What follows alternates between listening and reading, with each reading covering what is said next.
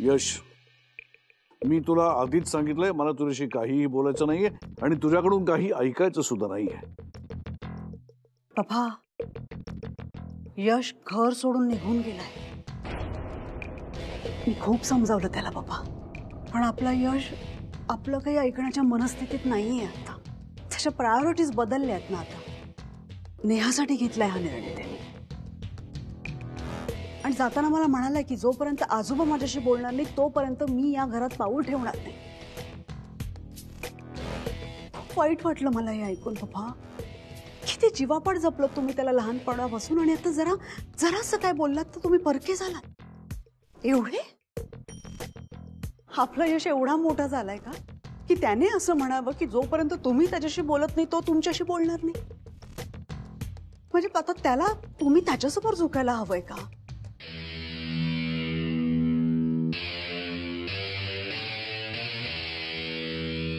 ते मी पप्पांना यश घर सोडून निघून गेल्याचं सांगायला आले होते.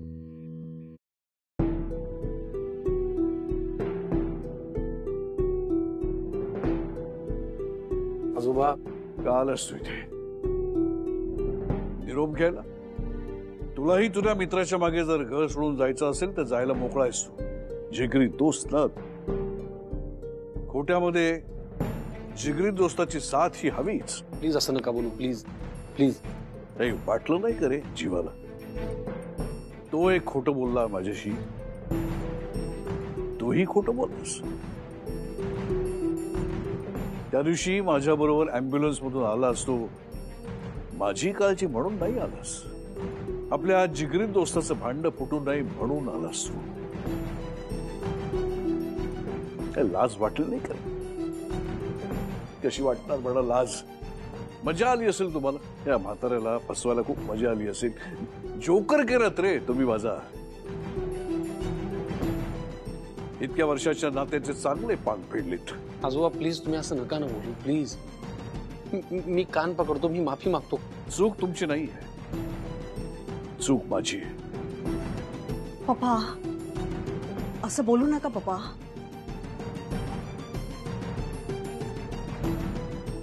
माझी चूक मला सुधारायची आहे. चला.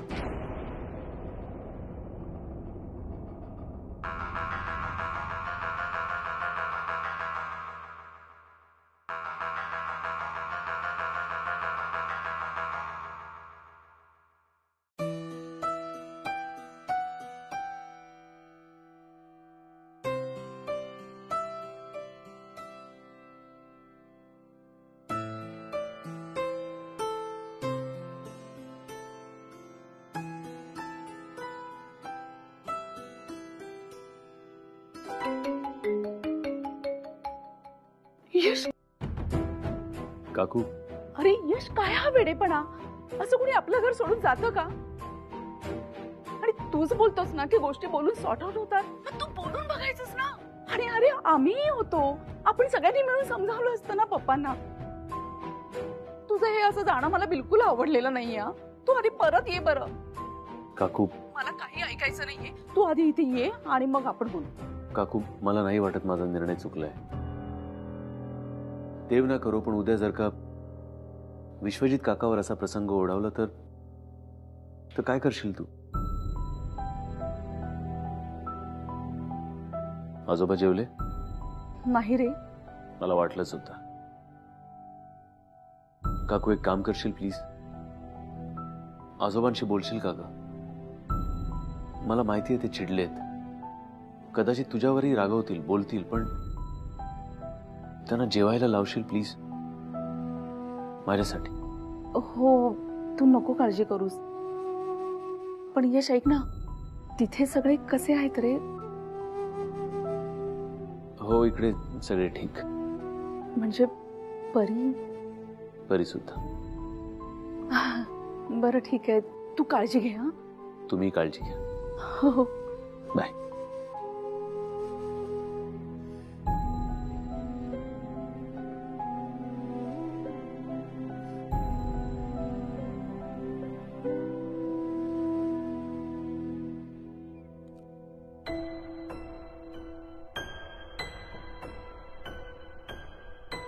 पप्पा जेवण आणलंय.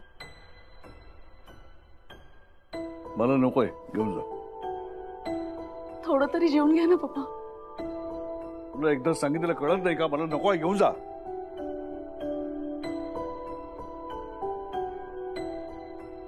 मला कळतंय पप्पा की तुम्हाला भूक नसणार, इच्छा नसणार, पण तुम्हाला तुमची औषधं घ्यायची असतात ना, मग उपाशी पोटी कशी घेणार?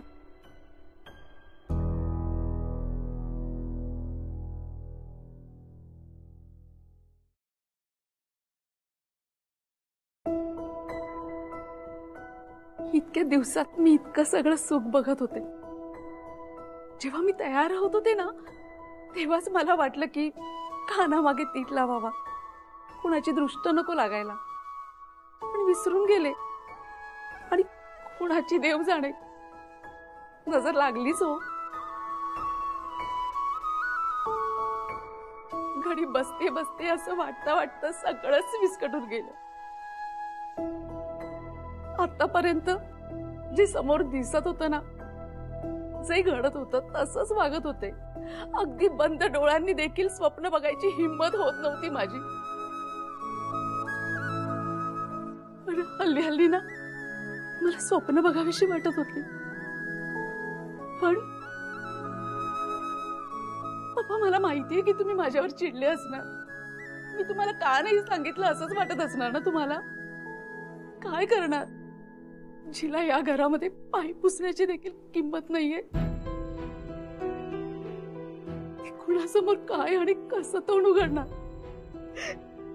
असं का बोलतीस तू? तुलाही या घरात तेवढाच मान आहे जेवढा सिम्मीला आहे.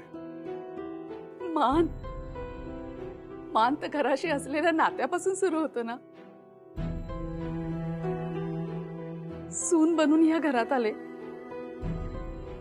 पण माझ्या नवऱ्याने यांनीच कधी माझं नातं मान्य नाही केलं, तर मग इतरांकडून मानाची काय अपेक्षा? परी घरात आल्यापासून मात्र ना हल्ली हल्ली आम्हाला आमचं नातं सापडू लागलं होतं. पण मिथिला, बस इथे बस. मिथिला बस.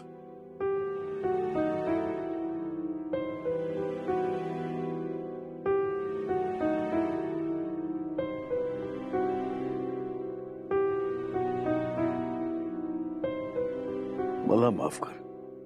नाही नाही, तुम्ही कशाला माफी मागताय पप्पा? या झालेल्या सगळ्या प्रकारामुळे तू निश्चितच दुखावली गेली असशील. तुझ्याशी न बोलता तुला एक सरप्राईज द्यायला गेलो मी, आणि मलाच एक भलं मोठं शॉकिंग सरप्राईज मिळालं. नाही पप्पा, तुम्ही जे काही ठरवलंत ना ते सगळ्यांचा विचार करूनच. खरं तर तुम्ही नेहमीच सगळ्यांचा विचार करता, आणि मी कधीही तुमच्या निर्णयाला कधीच नाकारलेलं नाहीये. मी जेव्हापासून या घरामध्ये आले ना लग्न करून, तेव्हापासून पाहते, तुमचं आणि यांचं जरी पटत नसलं ना, तरी सुद्धा तुम्ही मला कधी काही कमी पडू नाही दिलं. यांनी माझ्याकडे वेळ द्यावा, माझी जबाबदारी घ्यावी, म्हणून तुम्ही नेहमीच काळजी घेतली. आम्ही सेटल व्हावं म्हणून तुम्ही वेळ पैसा दोन्हीही दिलं. आणि आजच बघा ना, आजचाही निर्णय तुम्ही आमच्या आनंदासाठीच घेतलात ना. तुलाही योग्य वाटतंय ना ते? योग्य अयोग्य मला कळत नाही पप्पा, पण मी तुमच्या निर्णयाला कधीच विरोध नाही केला आणि करणारही नाही. तुम्ही घेतलेल्या निर्णयाचा मान ठेवायचा एवढंच मला माहितीये. पप्पा,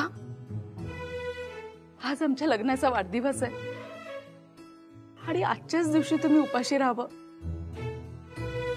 मला आयुष्यभर याची खंत राहील. म्हणून केवळ माझ्या आनंदासाठी पप्पा प्लीज.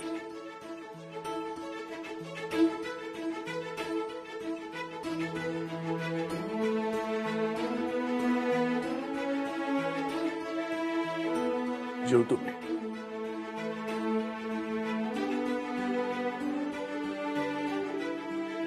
सुखी राहा.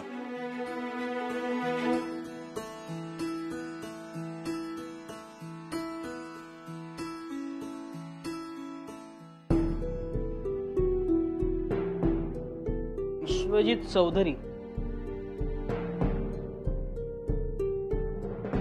जगन्नाथ चौधरी कसे आहेत?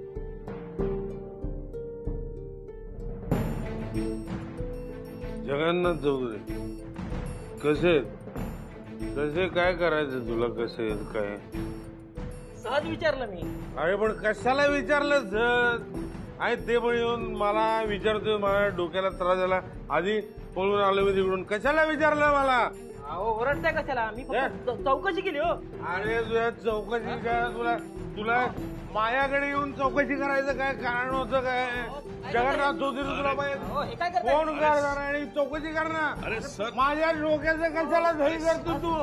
कर ना फोन त्यांना आणि विचार कसं आहे म्हणून. मला कशाला त्रास देतो डोक्याला तू? हा काय झालं? आणि काय आमच्याशी प्रेमाने वागतायत? तुला फोन केला तर तुझ्याशी वागतील प्रेमाने, सगळ्यांची वागतात. आमच्या घरातल्यांची नाही वागत. कोण आहे तुम्हाला पण पाहिजे? जगन्नाथ चौधरी कोण आहे? सर, शांत व्हा, शांत व्हा, शांत कुठं व्हा. काय ते? चौकशी ए तू परत अरे. तू फोडून टाकी नाही इकडे सगळं सांगतो. सर, तुम्ही बसा. मला सांगतो तू. बसा.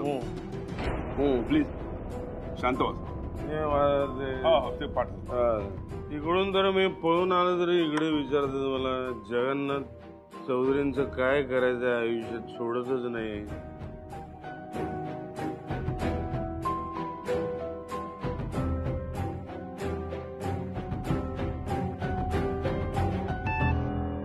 हॅलो. मी माइंड युअर बार मधनं मॅनेजर बोलतोय. सर, विश्वजित सर आज फार हाय आहेत. इथे एका माणसाची बाचाबाची पण झाली आणि इतके चिडले आहेत सर ते. भांडण झालंय का? हो सर. विश्वजित बरा आहे ना? हो सर, ते ठीक आहे, पण ते मोठ्या सरांबद्दल इतकं काही बोलतायत आणि भांडतायत. सर, त्यांना इथं न्यावं लागेल. सर, तुम्ही प्लीज येऊ शकाल का? मी मी मी लगेच येतो, लगेच निघतो मी. काय झालं? कोणाचा फोन? तो फोन तेच विचारते ना मी. कोणाचा आहे? काय झालंय? आपला विश्वजित आहे ना, त्याने बार मध्ये धिंगाणा केलाय, त्यामुळे मला जावं लागेल तिकडे. का? तुम्ही घाईघाईत जाऊन तिथे काय करणार आहात? मी सांगितलं ना तुला, विश्वजितने तिकडे प्रॉब्लेम करून ठेवलेत. मग तुम्हाला संधी दिसत नाहीत की शोधताच येत नाही? म्हणजे बघ काय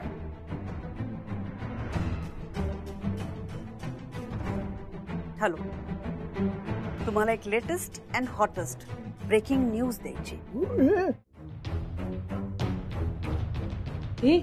तो बघ विश्वजित चौधरी. हे परत एकदा सगळ्यांना सांगतोय मी, जगन्नाथ चौधरीचं काही नाव घेऊन माझ्याकडे काही विचारायचं नाही. कोण आलं विचारायला तर फोडून टाकी नाही गेला. जमलं का? वाईट दिसतोय. चल चल चल. चल चल चल. काही त्यांना पडलेलं नाही, त्यांच्या मुलाची नातवाची. बघायचं नाही माझ्याकडे. सर आम्हाला बघायला म्हणाले की चौधरी कुटुंबात काहीतरी विस्फोटजनक घडले. यशवर्धन चौधरी आणि जगन्नाथ चौधरी एकमेकांचा चेहराही पाहायला तयार नाहीयेत. हे काय?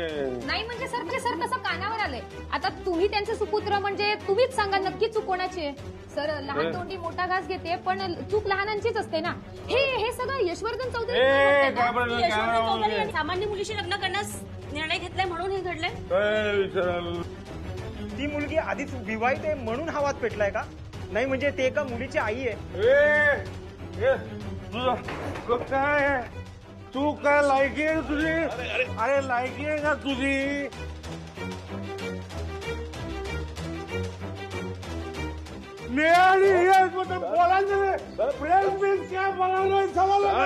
काय चाललंय तुझं?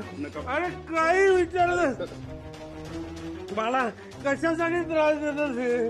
मी बोलायचं नाही ठरवलं तरी बोलायला लावतो मला. काय सगळं माहितीये का त्यांना कोण आहे? जगन्नाथ चौधरी. जे चौधरीला का घरात बाहेर काढत होते? शांत व्हा सर. बस. परत इकडे आले प्रेसवाले तर चालणार नाही. सगळं तर कसे आहात इथं? मला प्रश्न विचारायला. शांत व्हा.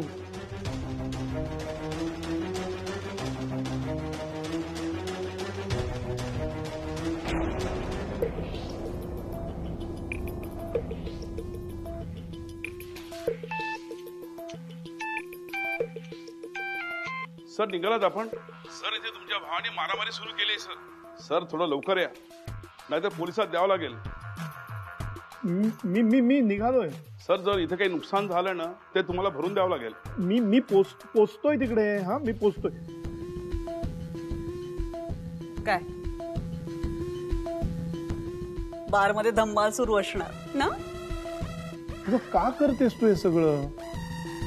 फालतू प्रश्न विचारू नका. तुम्ही या पॅलेस मध्ये राहताय ना ते फक्त माझ्यामुळे. नाही तर तुमच्यावरही बार मध्ये जाऊन तमाशे करायची अशी वेळ आली असते. तुम्ही बघितलं मी कसं संधीचं सोनं केलं ते. आता त्या विश्वजितमुळे बिचाऱ्या यश आणि त्याच्या लाडक्या आजोबांमध्ये फूट पडणार. अगं पण तू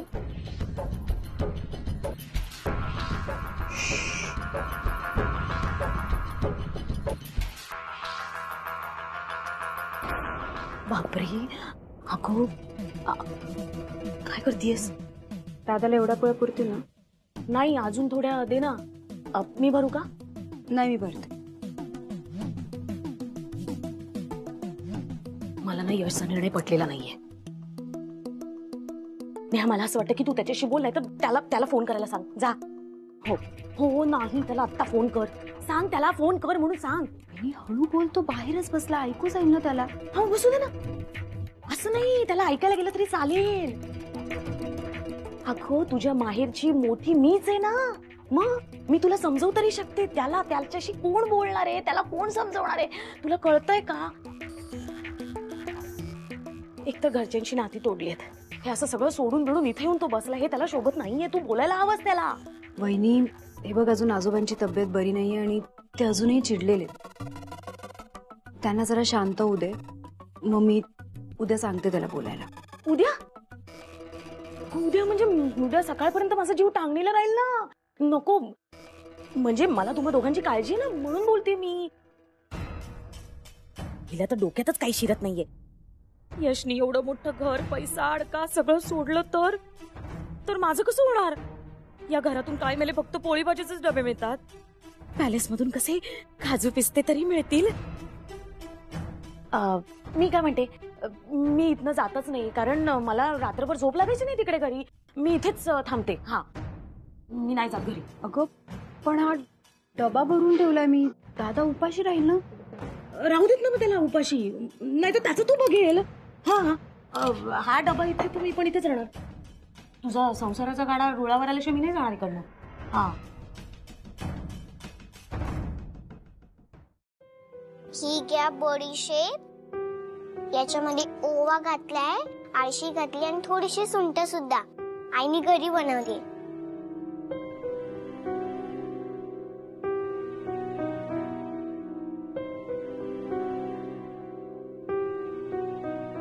आई म्हणते बडीशेप खाल्ल्याने जेवण पोटातलं पचतं.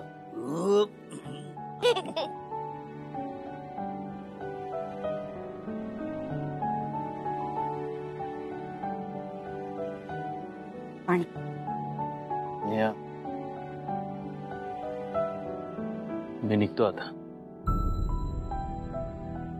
अरे वा, नाही म्हणजे बरोबर निर्णय आहे तुझा. म्हणजे एकदम योग्य निर्णय घेतलायस तू घरी जायचा. मी कधीपासून हिला समजवत होते की ह्याने घरी गेलं पाहिजे म्हणून. नाही, मी घरी जाणार नाहीये. मग कुठे जाणार आहेस? मला नाही माहित. असं काय करतोस? आजची रात्र इथेच राहा ना. हे बघ, असे खूप दगदग झालीये. आज रात्री इथेच विश्रांती कर आणि सकाळी शांतपणे विचार कर ना. नाही अगं, आय एम फाईन. काकू हा बघा ना, म्हणतो की घरी जायचं नाही म्हणून. असं कसं चालेल ना? काकू मी त्याला सांगितलं आज रात्री इथेच थांब. मलाही तसंच वाटतंय. यश, नेहा एवढं म्हणते तर राहा ना इथेच. काकू हो, पण फ्रेंड इकडेच राहणार आहे. तुम्हाला स्टोरी सांगणार आहे ना, हो ना फ्रेंड? गोष्ट परत काहीतरी. हा बच्चा, आय मॅनेज काकू, डोंट वरी. अरे आता एवढ्या रात्री तू काय मॅनेज करणार? म्हणजे हॉटेलातच जाणार ना? एवढं आपलं घर आहे, राहा ना इथेच. नाही काकू, अहो उगाच सगळ्यांना अडचण कशाला. आपण गर्ल्स आणि बॉईजची टीम काढून झोपूया. आई, मी आणि मामी आम्ही बेडरूम मध्ये आणि फ्रेंड इथे एकट्या सोफ्यावर. चालेल ना फ्रेंड?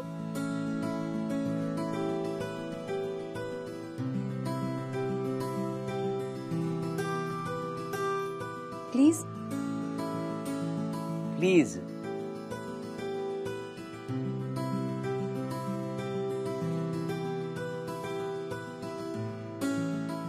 ओके.